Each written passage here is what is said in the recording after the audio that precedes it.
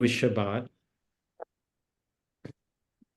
I got it. And I raised the issue in our ritual committee, talking about the possibility of perhaps our sounding the shofar at least on part of the day of Rosh Hashanah, even though it was Shabbat. I was encouraged to leave 5 sessions in the congregation, which would be educational sessions and explaining why the shofar was not sounded on Shabbat. And a discussion followed, and then anyone who came to that session was given a ballot to cast, and we decided, as a result of those votes, that we would sound the shofar for educational reasons and also for emotional reasons at Shacharit, the first sounding, but to mark Shabbat, we would not sound it on during Musaf. Interestingly, Joy thought that this was a sensational idea, and she replicated the process at B'nai Keshet. And B'nai Keshet at that point decided we're not going to change it. We're going to go a more traditional way, and we will not sound the shofar on Shabbat. And there was a new member of my congregation saying, "Oh, Reconstructionists seem so confused. They can't get it together. Do you sound the shofar on Shabbat, or don't you sound the shofar on Shabbat?" And I said, it has nothing to do with confusion. It has to do with process. And when I explained it, this person said, "Oh, this is the place for me. If only I had known, I would have cast about it." But the point is that when we see that, and when we see the evolution in our prayer books and the like, we can see Reconstructionism on the move. So I don't. So again, I would say the evolution of folkways, rites, holidays, a perspective on life, the function of religion and community, and religion providing a moral ground. I don't think anyone has a problem with that. Where we run into the problem is when we bring God into it. And can you have all of that without God? And I thought that for us just to, and I'm aware that I have 20 minutes left, for us to kind of evaluate that, I'd like to, and those of you who have a text or something of Creative Judaism, I'd like to read this with you and I'm hoping this will take about 7 minutes, just to see. And I'm actually on page 135. But it's pretty easy to follow. And at the second paragraph on page 135, and this is a suggested method of interpretation of the God idea. And it says here, Ira says, there are those, of course, who would say, what is the use of retaining any part of the old religion, old-time religion? Why not create an entirely new one? The answer is there is a momentum, an emotional drive which tradition possesses and which can be of great value. If the proper method is used, new ideas and ideals gain in power when they emerge out of the ideas and ideals of the past. Jews in former years were real men and women. They experienced very much the same kinds of emotions, conflicts, hopes that Jews do today. And then skipping down to the next paragraph, the fundamental urges of human nature have not changed. People have always been faced with the fact that they live in a world which seems hostile to them. They have always yearned to find themselves in a friendly universe, a universe friendly to their highest aspirations. Human beings have always yearned for a society in which justice and peace might reign. If we could study the psychology of our ancestors, we would find beneath all their rites and practices and beliefs certain permanent human strivings. So I think that this is clear. And if we look at the oldest forms of our prayers, we see that indeed our concerns are the concerns of our ancestors. For the past, I would say, since I would say 1970, since I turned 72, I guess since I turned 73, it was after I turned 72, and that was 4 years ago. Every Kol Nidre, I have been speaking about concerns about mortality and as soon as I passed 70 and I had my first heart attack, it was time to look at the reality. My first and only heart attack, thank God. But it was turned to look at, to look at the reality of my life and the acknowledgement that I have lived the great majority of my life. So where do we go from here? And it's striking to me that I've turned very much to the tradition, to even Psalms, and certainly to wisdom literature to see it. So my strivings indeed are the strivings of my ancestors. So here we come, and I'll do this quickly so there'll be time for Schulweis and some comments. But if we look at 136, and Ira continues, and here I'm going to make reference to some things in what we mean by religion, which also clarifies why Ira wrote that book. So it says, let us, for example, study the idea of God as contained in traditional Judaism and see whether by applying this psychological method, we can extract certain noble and beautiful ideas out of the traditional beliefs and conception which surrounded this basic idea of God. In the past, God was called the creator. From the point of view of the philosophy of the Middle Ages, creator meant one who can bring something into being from just nothing. That's not exactly true, but that's okay. And such creation possible or conceivable? And he says here, the statement, God created the world, was merely the old way of saying God is the name we should apply to all those forces in the world which make for creativity.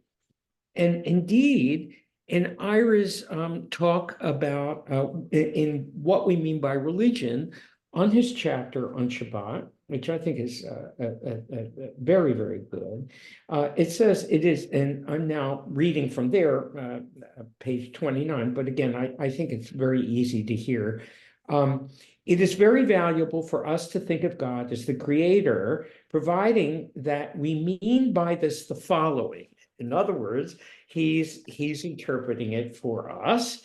And he's saying the world is constructed in such a way that anything is possible, and he does that in italics, that new and interesting and good things can always be discovered or invented. Life is constantly changing, and we may look forward to the creation of new conditions, new ideas, new habits in people, new kinds of conduct. Creation, in other words, is always going on. It has not stopped, and it never will stop. And the fact that this process of creation or change is always going on is one of the ways in which we come to understand that God is in the world. I think that's whether you agree with that or not, I think it's a fabulous formulation, and it gives me great hope.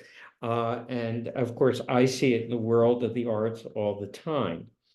Ira continues on page 136, and this is the second full paragraph. God was called helper and protector. In our day, this means that in the forces of nature which help keep us alive, and in the spirit of cooperation and the skill of invention which help make life livable, we may see evidence of God in the world. We experience the presence of God whenever we observe people conquering disease, crime, and poverty. And then Ira says, God is called Redeemer. In our day, whenever we see men seeking freedom and struggling to attain it, we see revealed the divine in people. And again, here, I turn to page 50 in What We Mean by Religion. And just a line here. So long as people believed that a God was a being living somewhere out in the world, they did not imagine that it was their business to change the world. That was God's task. The task of people was to obey the law of God. However, people do not any longer believe in God as existent only outside the world. They believe in God also as a force that lives inside themselves. The responsibility for making over the world, therefore, rests on the shoulder of men and women. And that final paragraph, of course, which is God was called a righteous judge. This means that God is the power that makes for justice in the world. And again, turning to Ira's chapter on Rosh Hashanah, he says, when we declare the kingship of God, we say, we believe that if we permit the power within us to rule us, we will be able to make over the world in accordance with our ideals. So that I had to talk very, very quickly in order to get it all in, but that is pretty much, I think, very, very much what Dr. Kaplan and Ira were advocating for. Jane in last week just said something. She referred to, God or godliness, and what's that all about? And that's when we come to, of course, excuse me, the work of Rabbi Schulweis,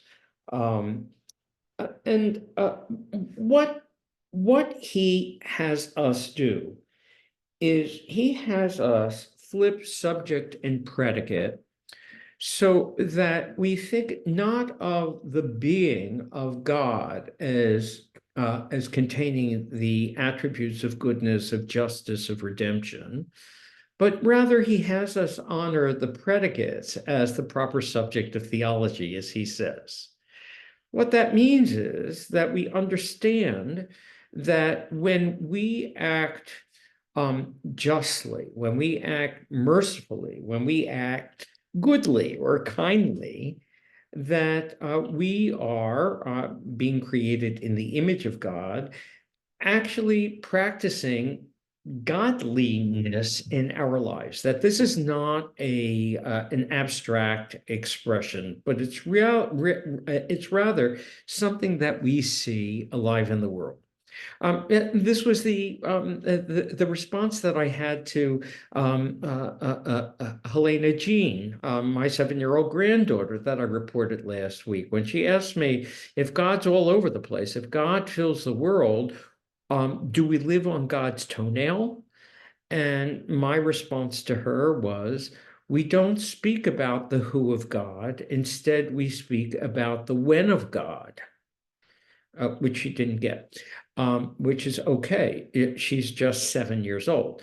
But no one on this Zoom is 7. So I want you to I want to challenge you, and I'm sort of going to leave my description here and take a breath for you to have at this. But I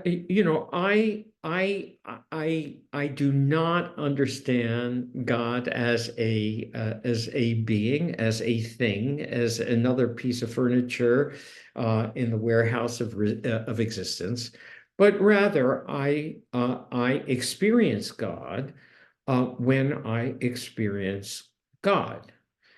And that's very much conditioned on my life. I grew up, as Jeffrey knows, on a block of cement in a row house in South Philadelphia, where there was actually protests in our street when the city wanted to plant trees because people thought they would create a mess. And they did. So my wonder comes when and Carol Blumenthal can attest to that, I with a black thumb, when the parsley comes up, I get very, very excited about the parsley coming up in my garden because I could never imagine doing that. I was to a funeral last week, a really good guy who did a lot of good work in the world and also helped build his family. And I saw his nephews when I came in. And after complaining about the world, we spoke about the goodness of our lives, how great our lives were. And it's not like anyone is making a fortune or lives in a palace. It's just the everyday things that we spoke about. And that's part of the experience of course, what we call God. Comments, questions, things that you've read, and I see Jane, I see your hand up, and please, and I see Richard, yes. Jane, something has been noodling around in my brain for the past few days. The predicate theology is something I've been familiar with for years, and is the only way that I've been able to make, remain in the conversation about God and godliness. So my understanding of God is the power, it's a Kaplanian one, is the power that makes for salvation, the power within us that we harness to make the world a better place. And I see people who are not able to do that as clouded over by either disease or circumstance. It's there, but tappable. So I'm thinking, what's the role of Torah and this power?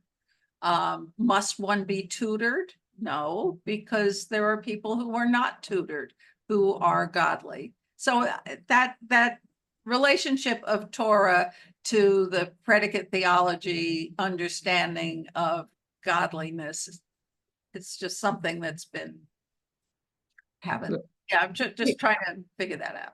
Yeah, I think Torah, I think there are two elements here, and I think that they're kind of related. One is Torah and one is prayer.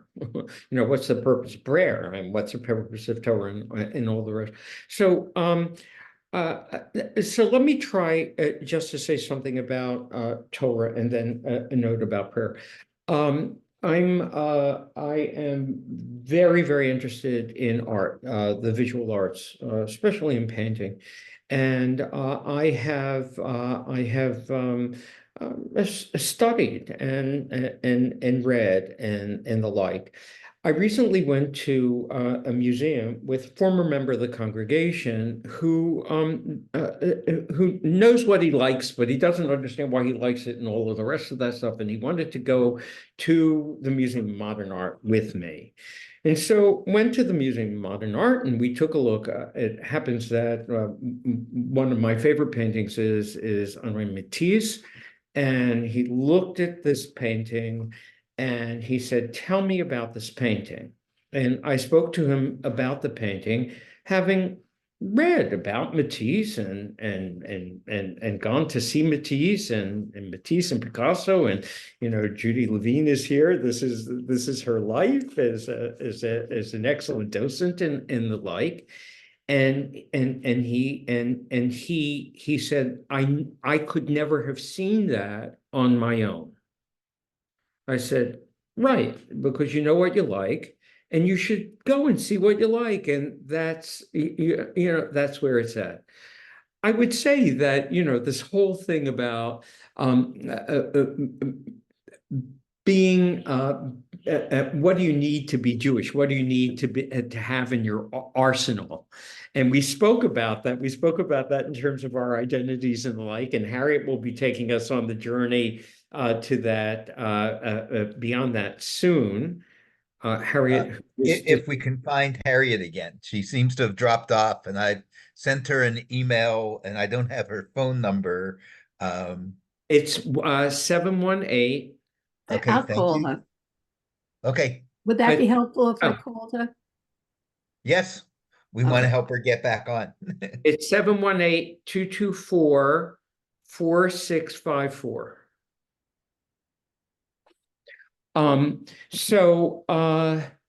So I don't think that I think it's like anything else. I'm also a fan of the ballet. I have seen probably 100 performances of Swan Lake in my life. And at times I think I know too much. You know what I mean? Like, especially when it comes to Swan Lake. But the point is that I think that Torah, which literally means guide, can guide us. You don't need to be a scholar. It's another thing, and Judaism is so vast, but it's another thing that helps us um, uh, uh, be a Jew if we're interested in that. Interesting. So, and the reason why I'm relating it to prayer. So, in this formulation of predicate theology, whom are you praying to? And what are you praying for? And I would say that in this formulation, prayer becomes an expression of gratitude, and it also becomes an expression of aspiration. So that this might be Harriet. So Jeff is now going to carry on. You know, another thing that just occurred to me is that Torah, we could see Torah as an articulation of that which we see as the best in us and in others.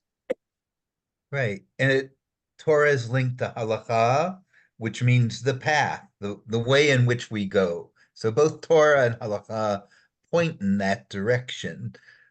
Harriet tried to come on, and I tried to let her in. I'm not sure why. But Richard, I think you were going to share your understanding of God with us. Thank you. First of all, I wanted to comment on art. I have been sculpting for 40 years, and I think it's in our genes.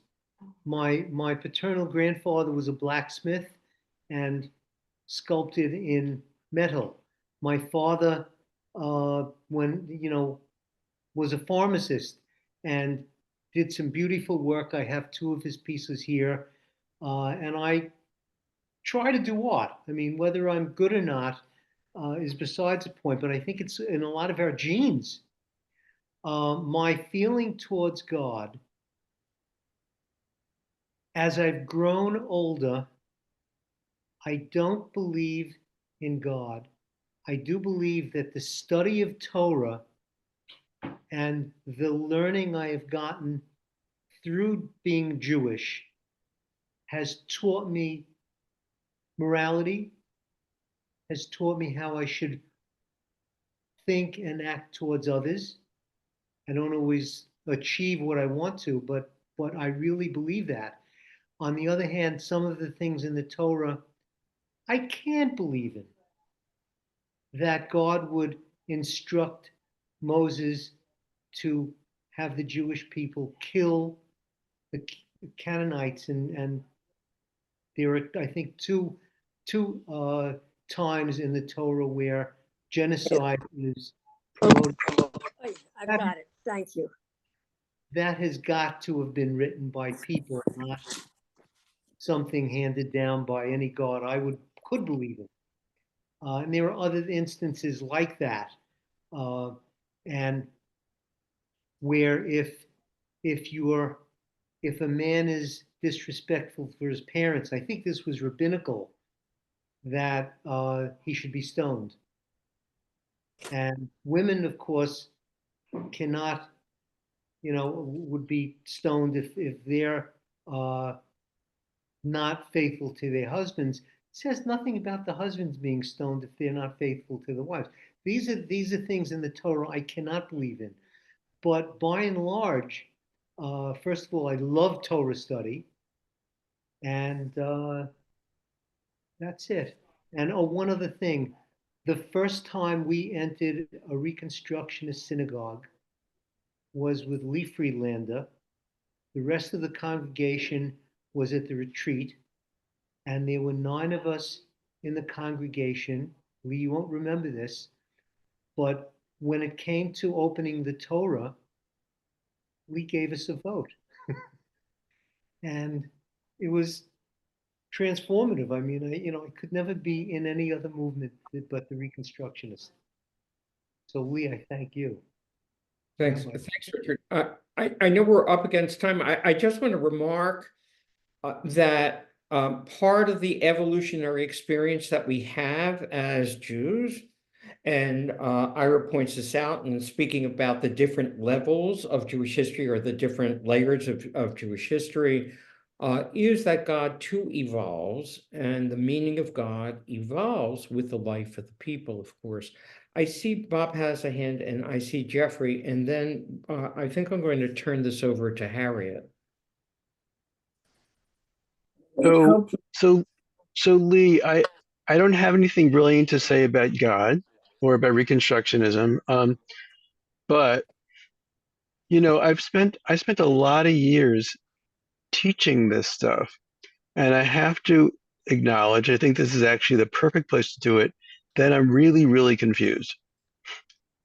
So Kaplan and Ira are incredibly optimistic, right? And I'm not even sure, like, I see Tor as a great assistant, but for Kaplan, it seems like you just need to tune into the positive, creative, self-improving, aspirational, justice-seeking attributes that are somehow floating out in the nature of the universe, that are somehow inherent in the universe. And if you can somehow, discern them and act in those ways, then one is acting godly. And it doesn't seem to have a whole lot to do with Torah. And it doesn't seem to have to do with a lot with people's sort of rotten inclinations and the crappy things that happen out there in volcanoes and earthquakes. It's all like uplifting and cheery. Um, and I never noticed before, and I really thank you for suffering the Schulweis article on us, because I paid no attention to it the first time I read it. That Schulweis talks about at the very end of the article, and this seems kind of, I don't know if this is really, is this Kaplan or is this Kaplan's further along? He talks about, harvesting the field, reaping the winnow, the grind the wheat, blah, blah, blah, blah, the goodness of the earth, and so on. And then says that the activity is not projected onto a pre-existing subject. In other words, thank God, God made this bread, but unfolded so that the relationships between human and non-human elements are revealed.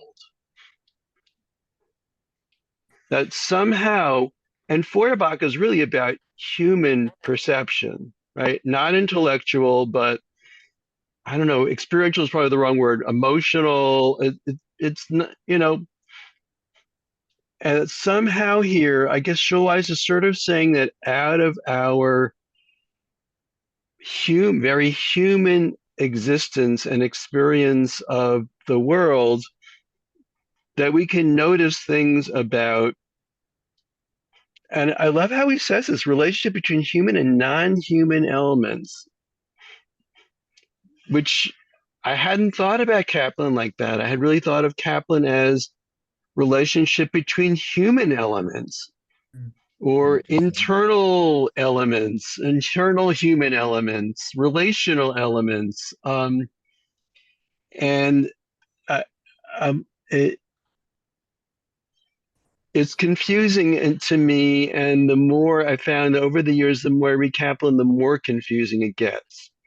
But I become a professional apologist for fixing it all and acting as if there's nothing confusing about it. But I'm confessing my confusion about it. Well, Yeah, you're in good company, I Bob. have two very quick remarks. The first is that we should tune in tomorrow to hear Rabbi Richard Hirsch to talk about his work with this yet unknown volume from about Kaplan. about Musar and the like. I think that this is a ground for Kaplan. I think that Kaplan doesn't want us to remain here. In terms of the natural phenomenon, I think that what Reconstructionist has to say is, and I like this very much, is it takes us off the hook. That is, it's not in God's hands, because God is not a subject that is punishing or whatever, and it puts it in the hands of, wow, life is not always good, but the volcano has nothing to do with your behavior or God's behavior. It's the absence of godliness in the world, as it were. But I know Jeff, and we have to move on to Harriet. Yes, please. Yeah, so I'll try to make my comments very quick. So Mel Scult always believes it's best to read Kaplan with another volume, another thinker. And that would mean that it'd be interesting to read Kaplan and Karen Armstrong's The Story of God, or The Story of O, I think it's called, shows God's evolution. Certainly important to read Kaplan along with Harold Kushner's When Bad Things Happen to Good People, which provides a Kaplanian type response, but it's quite the Kaplan chords are many, to use a musical notation here, and he plays one very, very well. Eddie Feinstein, Rabbi Ed Feinstein, who is our guest in our last webinar, talked about Schulweis writing a book with a young person in his 20s coming to him, asking for counsel about God, laying upon that person all the structures of predicate theology, being challenged, and having to humbly admit at the end of that he really doesn't know. It's part of a quest. And another classic in the Reconstructionist genre of God is from Harold Kushner, his important book, When Children Ask About God. And this echoes something that was said earlier. Kushner tells the story of trying to create for his 5-year-old grandson, a little like Lee's story, a portrait of God being a process in the universe. God's not a person. And the 5-year-old takes it all in and then says, I've got it, Grandpa. God is like Casper the Friendly Ghost, because that's what it means to be mysterious. And I don't know how we can think there isn't a God in the universe when he made Harriet magically disappear and reappear. There must be something divine about that. So we'll give it back to Harriet then. Well, just one other thing on this subject that I'd like to say is that over the years, when people would raise the question of how do you deal with all the bad things in the world, Ira would always say, in the long arm of history, we are progressing toward something better. And that was, so the optimism that Bob mentioned was that there was that basic optimism in Ira over all the years that I heard him speak about things like this. So I don't know if that adds anything, but that's my experience. So we've come a long way in these 4 sessions, and we've talked about belonging, and we talked about what we do as Jews, and we've talked about believing. And now we want to really talk about the future and what relationship and how does Reconstructionism factor into that as well. And I wanted to start with a quote on page 59 in Creative Judaism. Ira says, when Judaism is spoken of here as a civilization, what is implied is this: there are Jews. They have inherited a history, a literature, a set of customs and observances. or religious outlook. What can be done to make this complete Jewish life so beautiful, so interesting, so valuable to the modern Jew that he will be happy to be a Jew? How can Jewish life be made richer, fuller, more thrilling? And so that basically is the question, in a way that faces us as the next generations deal with Judaism at a time when, for a long time, the Holocaust and the State of Israel, and almost the magical birth of the State of Israel after the Holocaust, have been centers that kind of linked people to Jewish life. Those are functioning very differently. The Holocaust is for our children's children, certainly for my great-grandchildren. The Holocaust is kind of like the Spanish Inquisition. It's about that near. And the State of Israel has developed, I think, very differently than Kaplan and Eisenstein before the states thought it would or hoped it would. So what do you think, Carol? Carol, Me? yes, Oh, okay. your hand first. Yeah. Well, a couple things. One thing, just responding to what Jeffrey said, I started reading Kaplan with Spinoza, and that will get you to a very different place. And it's very interesting to do that. And it makes me think, well, why didn't Kaplan go further? Just go a little further. He's like, he went far and then he pulled back into folk religion. And then he, sort of like he says, we can't say God, but then he wants you to say it anyway. And it was just an interesting, I'm just starting to read Spinoza. I haven't gotten deeply into it, but I'm very interested in it. And so that is a side piece. As to the other thing you said, I mean, one of the things I was thinking, there are a couple of things. I certainly like Kaplan's, if it was his invention of the Jewish Center, and think that can function in a very American way, that Kaplan was an American theorist. And I think I personally would like to see a greater separation of America from Israel. I'd like to see a community that, and that may be something that people who have a much deeper commitment to Israel than I do. And I've never been there. I don't have relatives there. It's never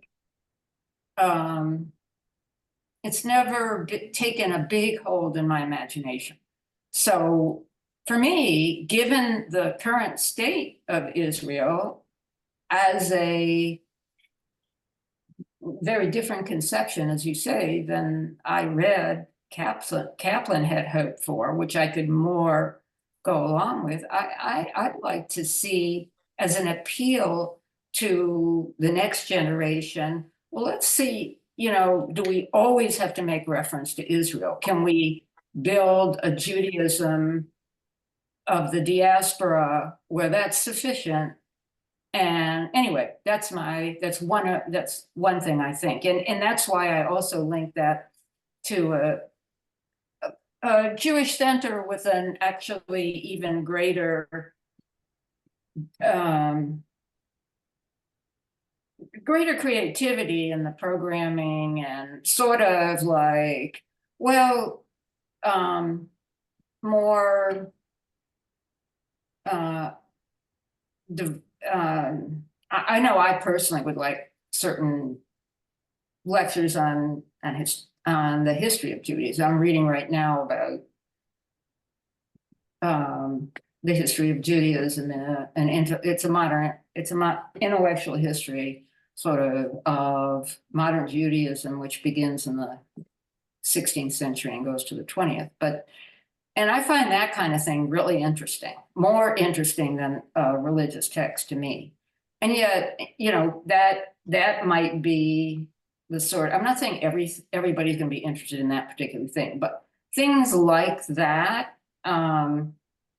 And I know I'm moving away from the more spiritual, but I also like going to synagogue for some incomprehensible reason, because logically I'm not there. But I do. I like Jewish people, and I like to be in a group, and I like the music. And so I like to go. And I do go. I don't go with great regularity, but I do go when I like it. I like it. But I don't see that as I don't see that as a God experience for me. And while I was taken with the predicate theology, it was engaging to me from a linguistic point of view. And I thought it did give certain insights, but I never know whether some of these things, like interpreting the Bible metaphorically, I never know whether that's just a game or, you know, that it gives you a glimmer for a minute, but it doesn't hold. I can't go deeper into it. So anyway, those are my thoughts. Mhm. Carol. Well, I'm thinking about my experience with Judaism, where I started out not educated. I came from a family that was secular, and I joined our congregation.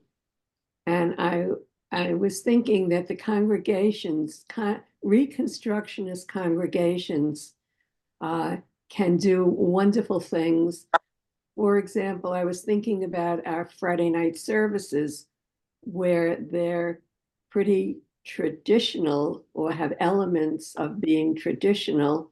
And then we always have poetry, and there's always poetry read. And through these 4 talks, I really appreciate more than before what that's doing, because that is godliness in a different way, in talking about how about nature, about animals, about how it all fits into our souls. And I remember, you know, years and years and years ago, when Joy and Lee were 3/4 time, learning about predicate theology. And then we have a Bible study class, which you would probably love, because every word of the Bible is read and interpreted. And Lee talks about so many elements of it. And then we have for years now, a seminar on every other Saturday where we talk about the history of Israel. And I think that at a synagogue, and a Reconstructionist synagogue, people are able to be fulfilled, you know, in the next step of Ira Eisenstein. You know, it's like the future to me of what can be. And there are so many elements that our children learn, and that their Hebrew school is all about, and then there are other activities. And I think that, to me at least, this is a community. You know, this is a community of people who can express themselves, but are like-minded in so many ways. And I think it can be really important and wonderful and educational, and we can learn in a way that's very personal. Judy. So Carol, I really appreciate everything you said about our community, which is really quite wonderful. But nevertheless, there are problems because we have a lot of young people, younger members that really don't come. Last night, we had a wonderful Tu B'Shvat Seder, and there were 20 people there. And they weren't the younger people. There were some young people. I shouldn't say that. There were some young people there. But most of it was, many of the older people went. But aside from that, I just wanted to talk about the article on predicate theology. I do remember when we discussed it years and years ago. I had no idea what it meant. It was very confusing. But I read it this time and I said, this is why I'm a Reconstructionist. I thought the whole idea of not God as an entity, but what God represents. And that was it was just quite wonderful. I'm going to keep that article and read it. I'm going to read it again and again. But then we want to talk about the future. Well, I have a very narrow experience with what the future might bring. I have grandchildren, two of whom were brought up in a very Jewish home, three of them not in a Jewish home. But it's interesting that all five of them identify as being Jews. And I think part of that is because many of their friends are Jewish. And I think Jewish people have a tendency to congregate together. And that will be one factor which might save the Jews. On the other hand, I have step-grandchildren who were brought up in Reform, one in a very Reform household, the other in a conservative Jewish home. One of them has become lives up in Muncie, and the other one has become modern Orthodox. So, Judaism, is that going to be saved by the people that live the Hasidim and the modern Orthodox, because they really observe what quote unquote Judaism is?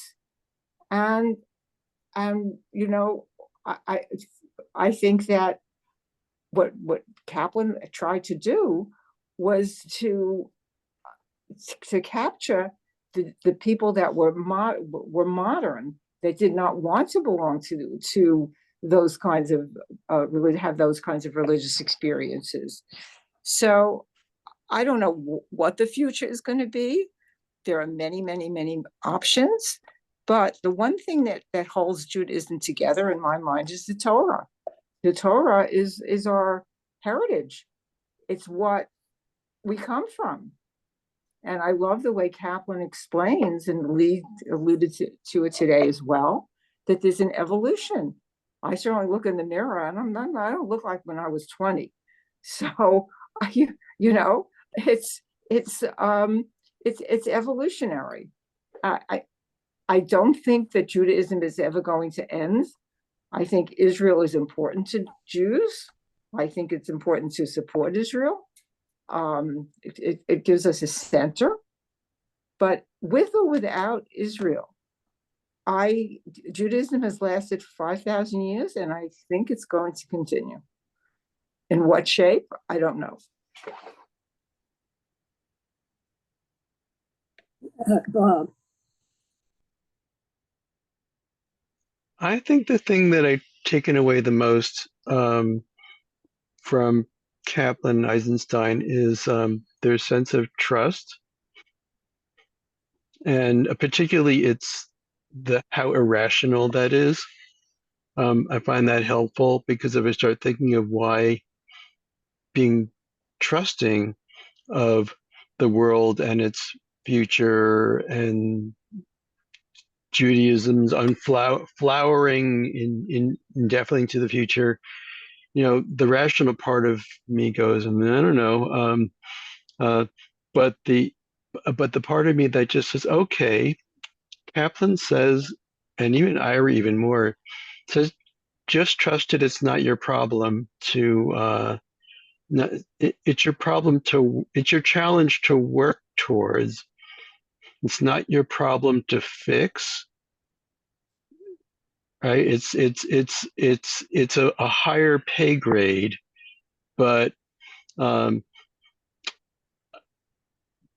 but it's in the realm of possibilities. Just to trust that people's processing things together, functioning in a process-oriented way, can work, at least sometimes. And that's really my biggest takeaway out of all this. And it's really helpful listening to Lee articulate Kaplan, because it sounds so good coming out of and clear. So I really appreciate that. There was one other thing though about this. Oh, I know. So here's the thing about trust. Kaplan obviously was really dissatisfied with the Judaism of his time as he saw it, and trusted somehow that the next generation was going to do something better. I look around at the next generation and I go, oh my God.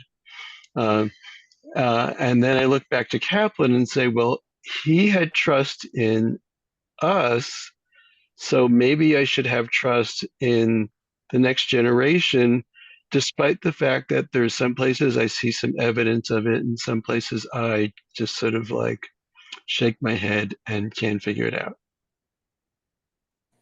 You know, Richard, go ahead. Well, I've said this before. Every human civilization has invented a god. I think one thing that hurts the feeling of God today is that we have science, and now we're going to have AI. But there are children like Judith's grandchildren who are, or grandchildren who are now modern Orthodox and very Orthodox.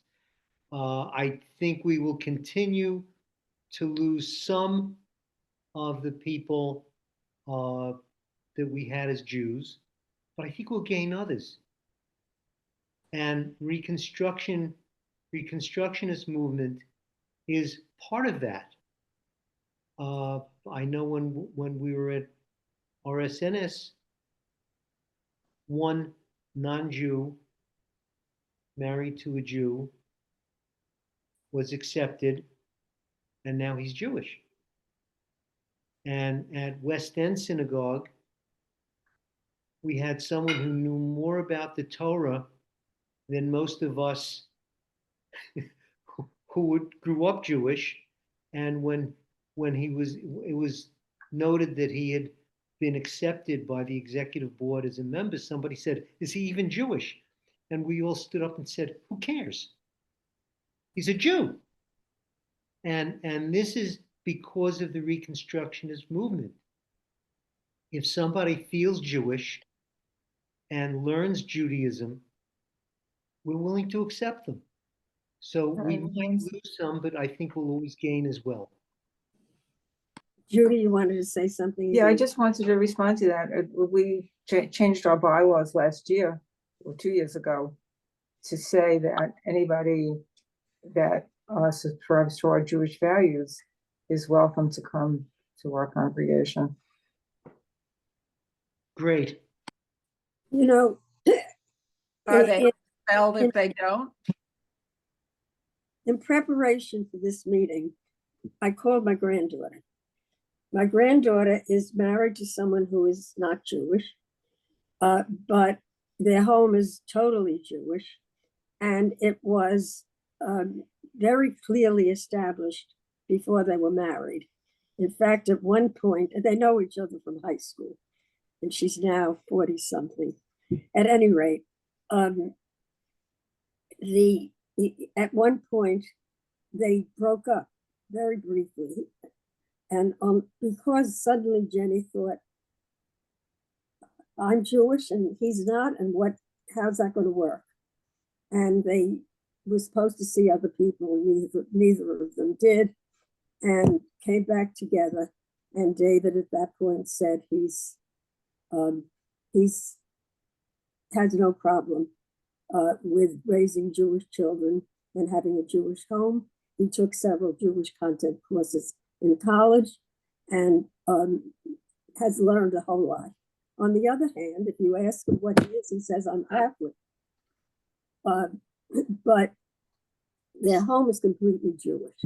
That's background. So I asked her, Jenny, what made you so clear that you had to have a Jewish home and that that was that there was no question on that?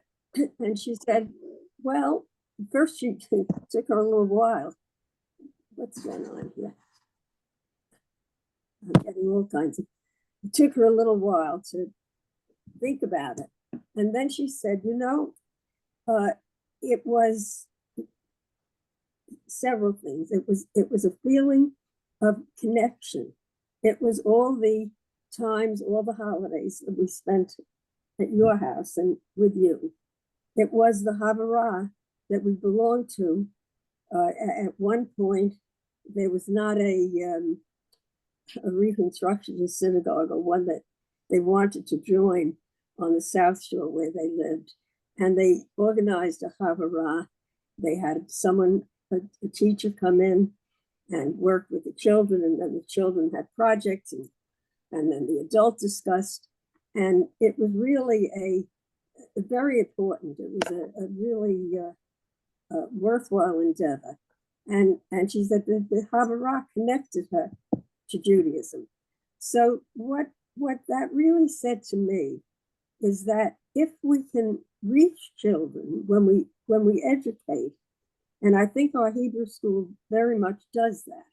I mean, I'm not so sure how much of formal learning kids get, but they get a connection to Judaism, and a connection, at least that's how I see it from, looking in. I'm not there all the time, but there's a sense that the children, and I see it we have a program called Better Together, where high school kids and senior adults meet together. And we've been meeting for several years, and some of them graduate and other ones come up. But the sense that the interest that they want to come once a month and meet and talk about Jewish things with people one or two generations away from them is quite amazing. So that I think it's these connections that keep people attached.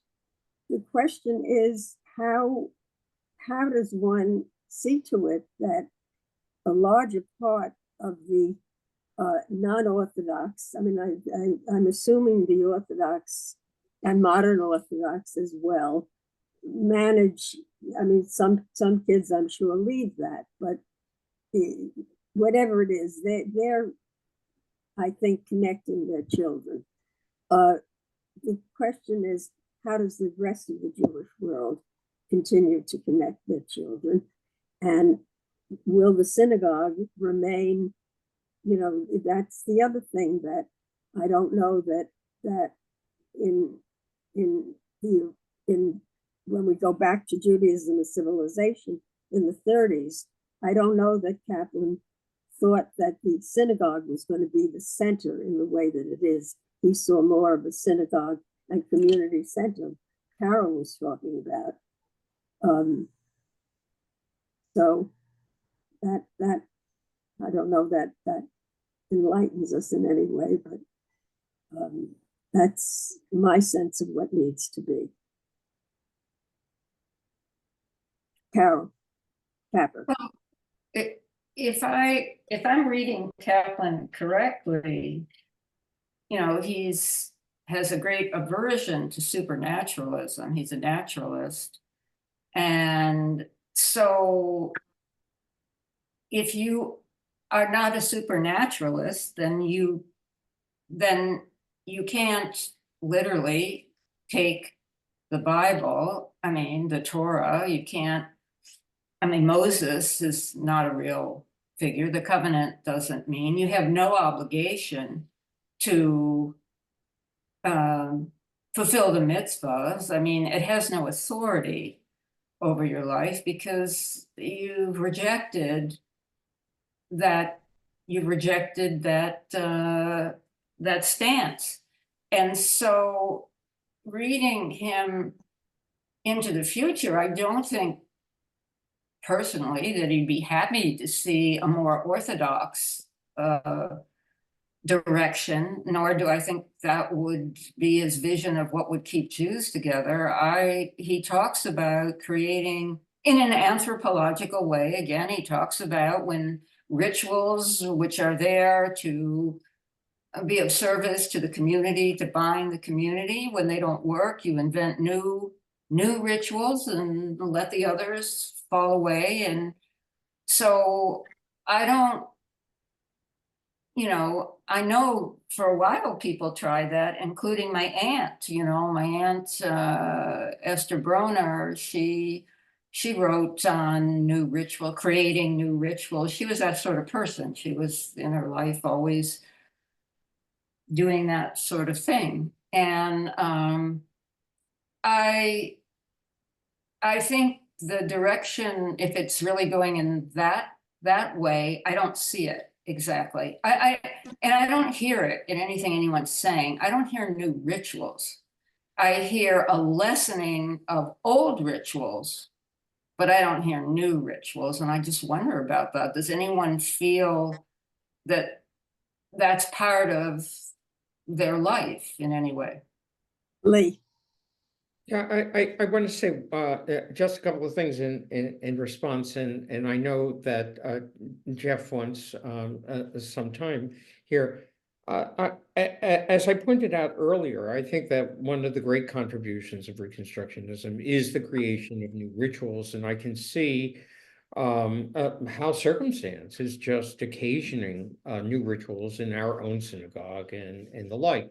One only has to look at ritual well and such that Harriet has spoken to me about a great deal to see how that is expanding. Ritual, new moon rituals, rising to the sun rituals, and what we would consider spiritual rituals, but also, I remember when the first of many young people in the congregation celebrated their gender transitioning at the Torah by new rituals and the like. One thing that we did not talk about and this has to do with what you said, Carol, about Torah, and it's. I would suggest that that although Torah is not mandated by a supernatural being, and of course, I have to confess that I have had a crap gate or two on occasions. I would say that other principles that are societal principles of Torah certainly inform my existence, and they inform my existence not because a supernatural God commanded them, but because it's consistent with generations past, and because it makes sense societally, as you've pointed out before, the emphasis on community and society and the like. So I think that's very, very much a part of it. One of the things that we didn't talk about, because Ira doesn't mention it actually specifically here, I think he applies it in what we mean by religion. And Harriet, we missed this, is, Kaplan did say that the past has a vote, but not a veto. And it's interesting, I once had a screaming conversation with a member of the congregation, what a surprise, who said, Kaplan says that the past doesn't have a veto. And I said, yes. And Kaplan also said the past has a vote. And by the way, there was an attempt, in some ways, a very successful attempt to read God out of the liturgy. But I think, and someone may have mentioned this, the problem is that it doesn't fit the melodies.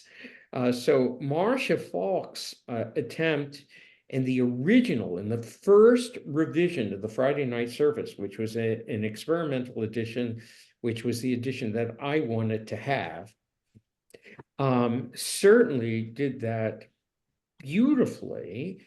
But at that point in the development of all of this, we didn't feel that the book would sell, nor could we hum the tune. It sort of was like going to a Stephen Sondheim performance in a lot of ways. You know, the words were great. You just didn't go out humming the melody.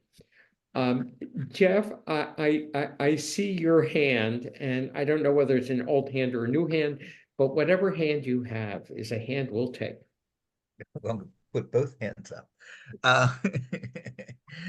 And Harriet and Lee, let me know if we're at an appropriate point to be transitioning and coming near an end. So I will think I'll collapse a couple substantive comments with a thank you to, you can guess who, and to all the learners here.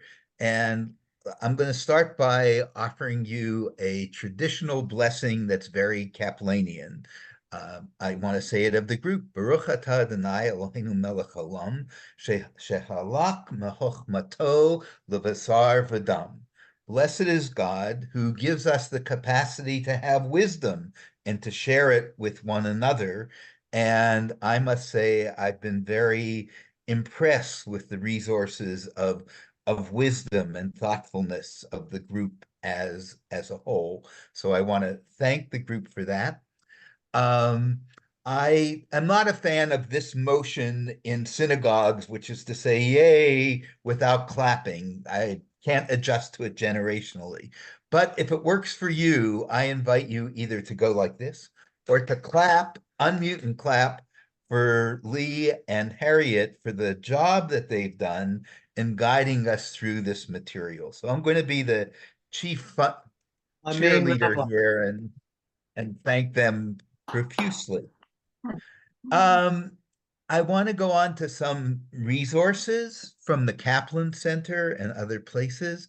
I think I want to talk about Feuerbach for a moment, you know, the guy who's the prelude and helps Schulweis get to where he's going to go.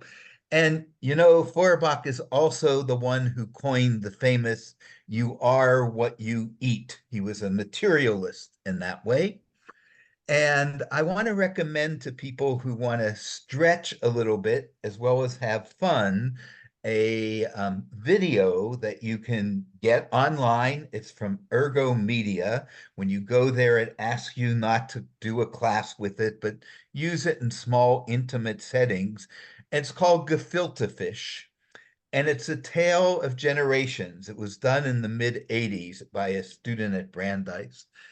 And B'kitzur, in short, you watch 3 generations talking about their relationship to gefilte fish. It's a narrow view of Jewish life. It's not the full Jewish panorama, because Sfardim would look at this and go, I don't even like gefilte fish. It's not part of my Jewish culture. It's part of most of ours. So you see 3 generations making gefilte fish.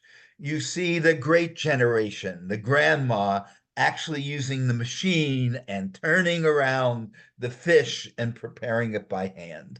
She talks about why that's important to her. You see the boomer daughter going around and proudly displaying her new Cuisinart, because the Cuisinart allows her to make it in a much more simple way than her mother. She can go to the butcher and she takes us to the butcher and she gets her fish and she comes home and she grinds it and she boils it. She puts apples so it doesn't stink too much. And gefilte fish is important to her. And then you see someone who's not part of the great generation of the boomers, the granddaughter, a woman named Beth. She has a Cornell t-shirt on, and she comes on and she picks up and she turns around and she says, "Here's my Manischewitz gefilte fish. This is how I do gefilte fish." And she explains that given her life and all the competing things in it, yes, no fish swimming in the carp in the bathtub makes for a great folktale. It's the way that I am going to sustain that tradition, even though I have some nostalgia, not so much for how my mother did it in Cousinard, but for how my grandmother did it. So this is a portrait of change and development, evolution between the generations. And I am particularly interested in imagining what that tradition, and again, the gefilte fish is a symbol of something bigger, connectedness tradition, what that looks like for millennials and Gen Z. I think the ethnic impulse to which gefilte fish is tied is less strong and is waning. They may still have a taste for this. They may have some nostalgia. But I read in the Washington Post the newest summary of the famous Pew studies, which says that the newer generation, the youngest generation, the Gen Z, is becoming even more, this is reflecting on 4 years have elapsed since the last day, even more spiritual, but not religious. That's a category, sometimes called the nuns, but nuns is offensive because they do have feelings about religion, and especially about spirituality, not matched by needs to join organizations. So I want to say that the challenge for Kaplan and Eisenstein, as beautifully portrayed by Lee and Harriet and all your wisdom, was how do you make Judaism joyful, and how do you make it fit into the worldviews of people today? And they did a wonderful job in their time. And I don't think, by the way, Carol, we can talk more about this. We live in the same city. We could have a cup of coffee about it. I don't think Kaplan would be unhappy with people returning deeply to tradition and I think he'd be surprised. He didn't think that was going to happen. But I think he was clear at certain times that, this form of Judaism I'm developing is for, as Richard said, people who are looking to be part of modernity, who don't want to feel science and religion are in conflict. I think our challenge, and Jacob Staub and I wrote about this as early as 1985 in Creative Jewish Education, our challenge is to develop forms of spiritual peoplehood. Because if it isn't meaningful and spiritual in the way it falls into people's lives, it's not going to stick. And I think that was true as we saw it in the mid 80s, and even more true now. So how do we enhance Judaism's joyfulness and spirituality and draw it out in a very dynamic way? I think that's a challenge, and we'll take it there. Okay, so I have a few commercials, as well as reiterating the thank you to you as a group, and to Lee and Harriet. So we could say that you've now graduated from the Torah of Kaplan and Eisenstein, but it's ongoing, right? We're lifelong learners. So I'm going to send you, I have a letter I'll send out to people, and I'm going to invite you to go arguably onto the next step, which is the Talmud, right? I'm going to send you links to the way in which these Kaplanian values, Eisenstein's values, play out in the 21st century in different contexts. It's a feature of our website that Bob has been a contributor to, the Talmud page. And you're ready for a little Talmud about how these values work in concrete, problematic situations. So I'm glad to send you that. I'm glad to send you a link to our next webinar, which is on February 11th. Some of you attend quite regularly. And finally, I want to issue a double invitation. You don't have to remember all this. You don't have to raise your hand now. I'll send in an email. One is that on February 7th, a week from Wednesday, Harry is going to be with us. We're pulling together we call them the institutional friends of the Kaplan Center and the Mefarshei Chazon Kaplan 21st century rabbinic interpreters. And we're trying to showcase, we will showcase possibilities for them both around the 90th anniversary of Judaism as a civilization. We have a number of things going, and around this kind of learning. So if any of you are available, it's Wednesday from 1 to 2:15 Eastern time. I'll double check that. I'll send you the link. Let me know. I know, Lee, you can't make it. But let me know, because it would be nice to take a few minutes and hear from someone in the group the learner's perspective, which you've shared off and on. That's would be meaningful to other people who are considering doing this course, using these tapes, the very informative and helpful letters that Harriet and Lee have written. You shouldn't think there's a place for them in posterity where they can help other people structure their courses. So I'll send you that note. If you're able to join us, let me know. A couple would be fine. I'll also give you an invitation when about 6 months from now, when I, with very mixed feelings, retire from my position as the executive director of the Kaplan Center. I'm going to return to a book I've been writing called L'Dor V'Dor in a Digital Age, which is trying to be sensitive to the shifting understandings of connectedness, family, community, and Judaism. And I'll be staging some dialogues with people from different generational cohorts. And this is a conversation I actually had that Carol helped me think about in one of our sessions, Carol Blumenthal. If you're interested in being part of that, you'll, in the email right back, can make January 7th, glad to do that. Can't make it, but would like to be kept on your list to join a dialogue with some, 20-somethings, 30-somethings.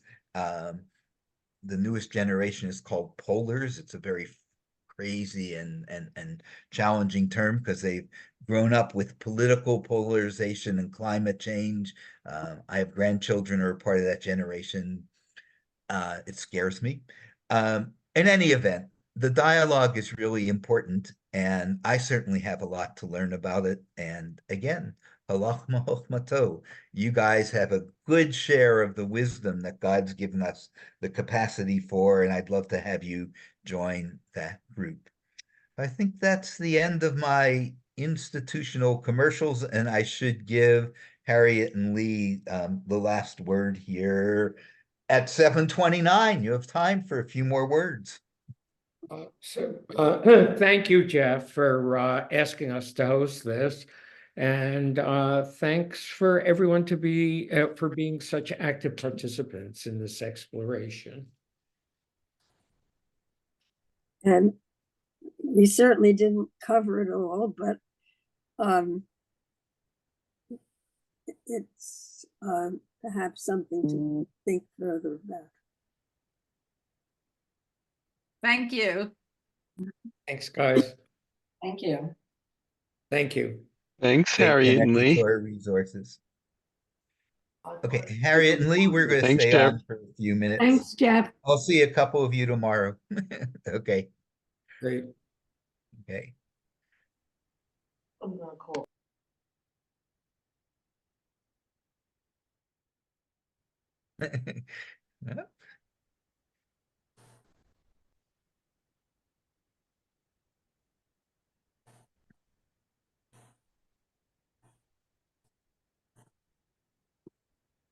Bye, Dory.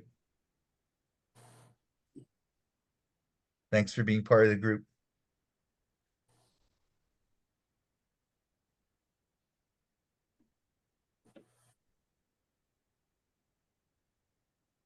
Whoa, quite a little journey, huh? Yeah, very interesting. Yeah. Very interesting. So Yeah. I want to get on, leave on the report. Part you did, and the service here, Spectrum, just conked out. So, and until I realized what it was, I had a hard time getting back. Okay, well, we'll send you the recording, which I started 10 minutes late. Okay, There yeah. was. So I was very eager to get on the recording more just to hear a bit of response. So I have three questions. One is, what pleased you about the group? What and the teaching? What did you find good about it.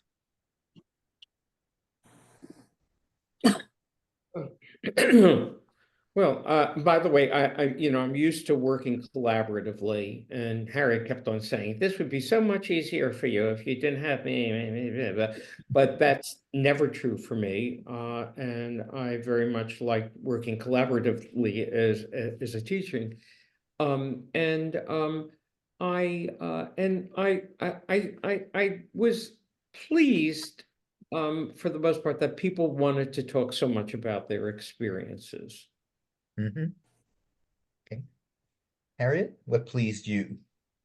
The frankly, all of the preparation with Lee was, it was really very challenging and interesting. So I enjoyed that, and the rest also. The amount of participation, the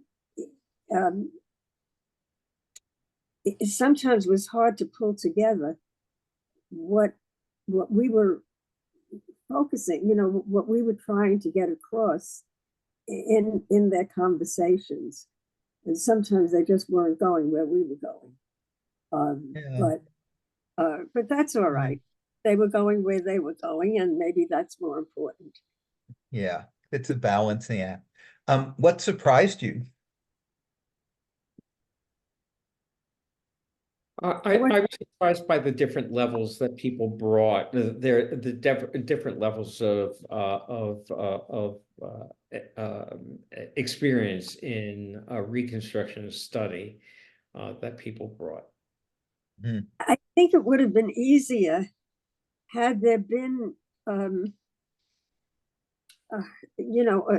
a less diversity in terms of experience. I mean, you had rabbis who, had been studying this, who graduated from the Reconstructionist Rabbinical College.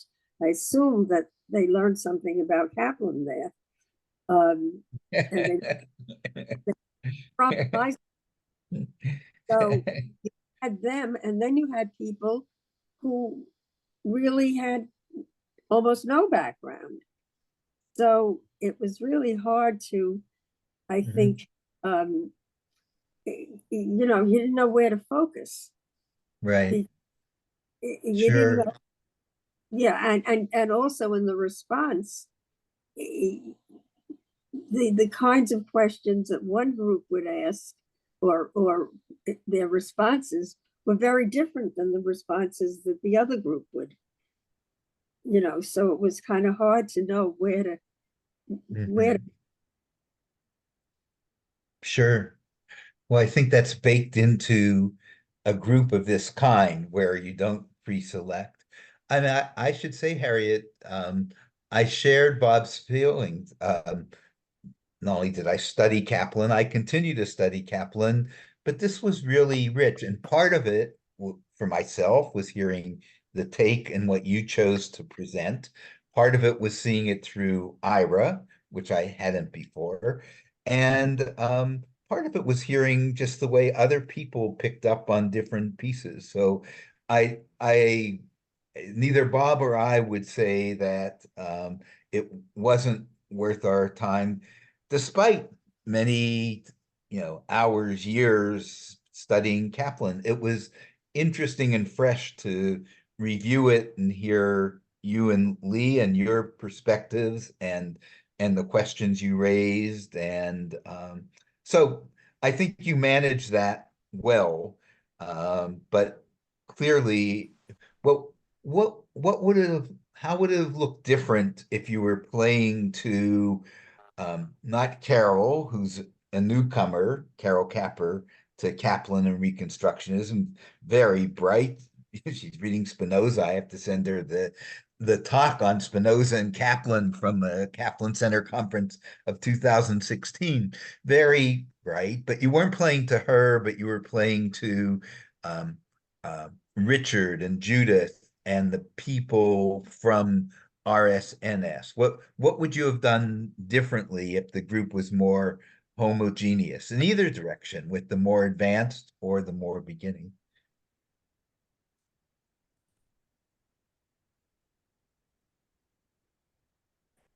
I think maybe we would be more specific in going over the meaning of some of the material that they read. Okay. But Mhm. Okay. I do want to compliment both of you. And my worry was that it would be, people's response. And I think that's why I suggested that technique that you used in weeks 2 and 3 of what passage speaks to you and can you share it and read it out loud. But That you was did so that helpful. Yes. on your own as well. So I thought that you would read from the book. Some people would think that's old-fashioned pedagogy, but I think people need repetition, and it enhances the value of having, made these 2 texts of Ira's available. So I like that. I like the way you referenced it back to, this is what Ira said. And it was on page 33 that you can find this. I thought that was a positive feature in terms of the texture and the textuality that was part of the course. So thank you for that. I thought that was very helpful, and it's something that I certainly will use in the future, Jeff. That was extremely helpful, and it obviously brings people to the point where they're at. So that was the magic of that was part of the magic of that. The other thing, Lee, is you have to figure out a way to play the concentration game and password as part of this process. Yes. That's a joke. That was a No, staple no. of the Ansbach School, and Lee was famous for his password games.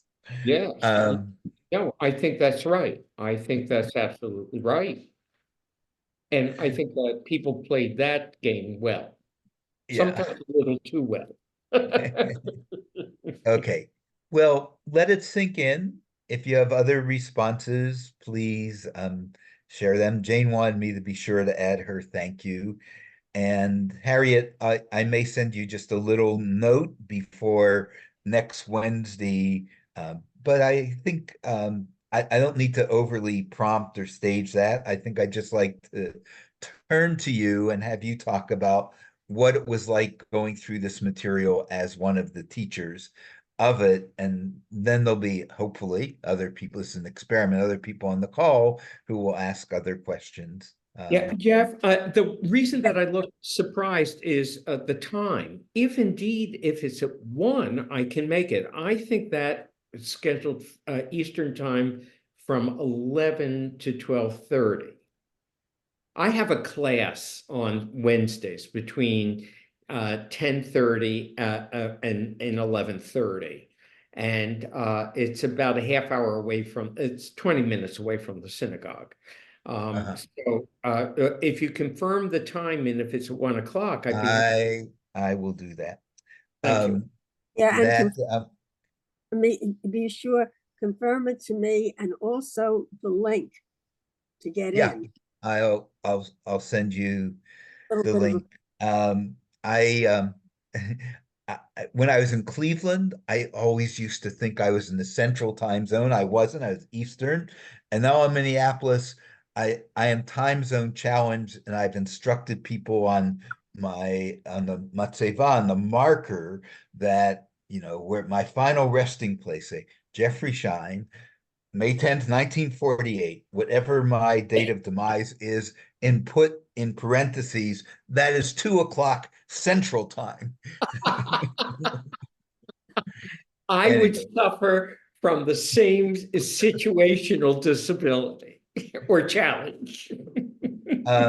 So this has been, thank you so much for saying yes initially and all the time and energy you put into it. It was very meaningful and I hope we will replicate it. And boy, what's better than working with two people you care about and who are friends on a project that we all three care about. By the way, in replicating, I think that you could almost leave out the second book. It's really, it doesn't think it held up well. And it was really That's interesting. I think it was addressed really to high school kids. It was for sure to his confirmation class. It kind of this point. Yeah, I think you might be right, Harriet. I think if one were to do this as a year-long course, then you would read those portions as the holidays unfolded, and it would give you more sense of applied Reconstructionism. But Yeah. as a 4-week course, apart from the calendrical cycle, I tend to agree. So that's helpful to know. Yeah, I Yeah. thank you. Creative Judaism has enough in it for 4 sessions. Yeah, I really enjoyed revisiting Creative Judaism. Yeah, Okay, guys. I thought it was an interesting read, as a historical doc. I'm always reading historical documents, so I thought, and I treated it like a historical document in the Which reading. the meaning of God? What Now, we mean by religion? Creative Judaism. I Uh-huh. thought that again. I thought that there were some very beautiful passages in what we mean by religion, and I think that they were illustrative. But I shouldn't say, and it was difficult to figure out how to integrate that Mhm. book with Creative Judaism, because it certainly can't be used on its own. Richard has an interesting perspective. He said that he thinks that clearly Eisenstein's easier than Kaplan, a little more linear, simple and clear, not simple-minded, but simple clear. But he said that, like Kaplan, he's not really poetic. And I think that's not true. I think Kaplan has his poetry, and so does Eisenstein, but you have to go looking for it. It's not consistent. It's like pockets of poetry. So. No, I think so. Unfortunately, and I included a piece of Ira's as one of the readings in the prayer book supplement because but it's funny, when I was at the convention in the Baltimore area, I got on the elevator as Mim was coming down, and I hadn't seen her for a while. And of course, never missing an opportunity to be Mim, she said, she said, one of the things that I'll never be able to forgive you for is the excerpt that you put in the prayer book of my father's. He would have considered it to be a juvenile representation of his intellect, and as she was giving me a great big hug and saying, when can we have a drink together? But I actually thought that some of it was it comes across, unfortunately, now as somewhat pedantic, but Yeah. I thought that some of the analogies were very, very like more than meaningful. I thought they were great, but it was sort of like Ward Cleaver talking to Beaver and Wally about how they shouldn't have left the tools out in the garage. Yeah. So, and that's when it was written. That was what. Yeah, sure. But very good. Okay. All right. Very good. Thank you. It's getting even a little later for you than for me. So Lila Toe, good evening and thanks again. And I'll talk to you, Jeff. Okay. I'll see you. See you tomorrow. Very good. Yeah. Harriet, take care. Be well. Take care. Tell Jenny, thank you for having that conversation with you. That was really great. Yeah. you know, if we want to know what that next generation, and here's a connected person. Yeah, right. Um, I was wondering, you know, what connected her. Yeah, no, great to ask. Okay, Again, I'll I'm- talk Bye, to you soon, folks. guys. Bye-bye. okay, bye-bye. Harriet, we'll do dinner. I'll call you. okay. But no Merlot.